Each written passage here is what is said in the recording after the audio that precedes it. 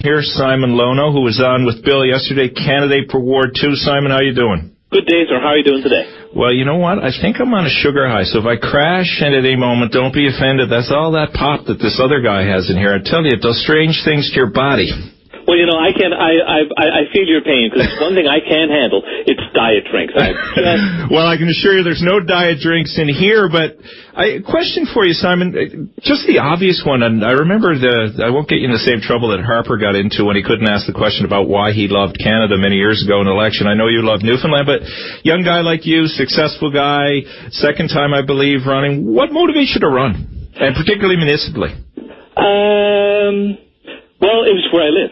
And I want to be able to have an influence over where I live, you know, what direction it goes in. Mm-hmm. And I find that, like I've been involved sort of in enough political organizations and worked in enough political organizations to see that the people who really have the say in terms of how things change are the politicians. And they're the one with the final say, and they're the one with the ultimate responsibility. So if you want that say and you want that responsibility, there's really no other place to go. Well, good on you and everybody else who's put their name on the ballot. I still think it's a courageous thing to do. We malign politicians for fun and comedy often, but you've got tough jobs to do. What are the key issues in this election for you, and particularly in Ward 2 where you're hoping to win? Well, there's a few sort of general, broader city things, and there's a few more specific things in the ward. In terms of the broader city things, one of the things an idea that I really pushed the last time, and I plan to push again this time, is the idea of introducing a municipal auditor general. Okay. I think that's really important for the city of St. John's. We have a budget that now exceeds $200 million.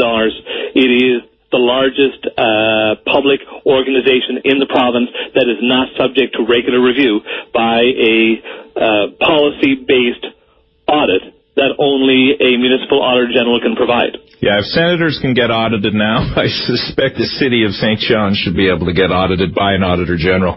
And I hear councillors tell me, and other people down the city hall, they say, well, you know, we already have internal auditors, it's already taken care of. But really, it's not. It's really not taken care of. And I think it's, we're overdue on this. It's time. And if we're going to be, a real grown-up kind of city, then we need to have a, real grown-up kind of oversight. Mm-hmm. And that includes an auditor general. Now, what did you make of this vote last night? And I know that you talked to Bill about it yesterday, but it fascinates me as someone who spends a lot of time in St. John's but doesn't live here on a regular basis. The talk of crime has been incessant. I've been hearing it for the last 2 years. Of course, there was all of this circus around one candidate for mayor calling the current mayor a political opportunist. The mayor's come forward now with a advisory committee on crime. What did you make of all that? What about the crime debate? And is crime a significant issue here, as people continue to tell me? Well, I guess I think there's two sides to it. One side of it is, can you walk from one end of the town to the other without being bothered or beat up on or robbed or, what have you? And the answer is absolutely yes. It is not a dangerous city. But the other side of it is that we hear stories, and these are serious stories. Tessier Place is a good example. That's the one that your listeners will be familiar with. The fire bombings and drive-by shootings, which are coming from, these are coming from a very small proportion of our population. But they're a very real proportion of our population. And while they don't affect everybody in the city, there are other people in the city who are really seriously affected by this. So, people have a reason to be concerned. I thought the kerfuffle over a mayor's advisory committee on crime prevention was, it really is it's a political response. Yeah. To a real problem. If this had happened a year from now, you see a whole different kind of dynamic. But the fact that there's an election coming up makes people kind of crazy. What people don't behave crazily in election campaigns, do they? Well, one of these days you and I are going to have a discussion about Kennedy's disease. Well, I do have one more question for you, because you longtime political organizer as well. How do you win in terms of mobilizing the vote and organized when you have a mail-in campaign? So, I don't want you to give away your strategies here, obviously, but is it a whole different process to get people to go to the polls, whereas in this case it's actually to take their mail and put it in the mailbox or drop it off at City Hall on the day? Well, the timing, the way you time a campaign is very different, because normally you'd build everything around the voting day. Right. Which you mentioned previously was September 24th. But the fact is, under this system, the ballots will go out and everybody can start to expect, like the ballots will be mailed out of City Hall around September the 9th.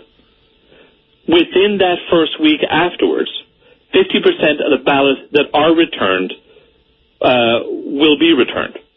Okay. So the effect of the mail-in ballot is to really shorten up the campaign period. And for candidates, it's really difficult because the months of July and August are months where people don't, it's really hard to get them to pay attention. Yeah, to get them to focus on it, yeah. And then all of a sudden, as soon as school opens, poof, your ballot appears, and then you vote, and you're done. And I'm not a fan of the system. Has it increased turnout? Did it increase? I was trying to do some research on this. Did it increase turnout in 2009? Well, it keeps turnout to about 50%, okay, which is a pretty high rate for a municipal election. For a municipal election. But the side effect is that it's also a really good incumbent protection system. If you already have a high profile, if you're already an incumbent, then it favors you. Because if you don't have that kind of profile, then you don't have the time to develop it before people vote. Okay. Well, good to talk to you. I got to take another call here. Good luck, Simon. Again, congratulations to you and all the candidates. I commend you. I commend people of our generation in particular who are now taking on public service opportunities. Good luck to you, and good luck on September 24th. Take care and have a good day. Take care, Simon. Bye. Bye.